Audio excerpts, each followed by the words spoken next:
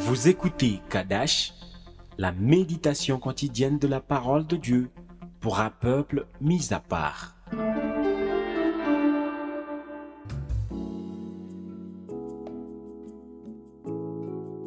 Gloire à Jésus, tu es vivant. Aujourd'hui, je prie pour l'onction du Saint-Esprit sur toi et que ta foi soit affermie.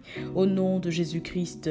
Amen. Nous lisons Romains chapitre 8, verset 14. Car tous ceux qui sont conduits par l'Esprit de Dieu sont fils de Dieu. Amen. Ce verset est conjugué au présent continu en grec, car tous ceux qui sont continuellement conduits par l'Esprit de Dieu sont fils de Dieu. Bien-aimé en Christ, comment vis-tu au quotidien en tant que fils ou fille de Dieu dans ce monde, en étant continuellement conduit par son Esprit Saint? Le Saint-Esprit est la provision glorieuse de Dieu pour chaque croyant en Christ. Romains 8, versets 26 à 27 nous dit « De même aussi l'Esprit nous aide dans notre faiblesse, car nous ne savons pas ce qui nous convient de demander dans nos prières. Mais l'Esprit lui-même intercède par des soupirs inexprimables. Et celui qui sonde les cœurs connaît quelle est la pensée de l'Esprit, parce que c'est selon Dieu qu'il intercède en faveur des saints. » Amen. Bien-aimés en Christ, l'Esprit de Dieu vient nous aider dans nos faiblesses ou nos infirmités. Et nous avons tous une sorte d'infirmité particulière. Il ne s'agit pas d'un mal physique ou d'une maladie. Cela fait partie de notre nature charnelle. Quelle est cette faiblesse?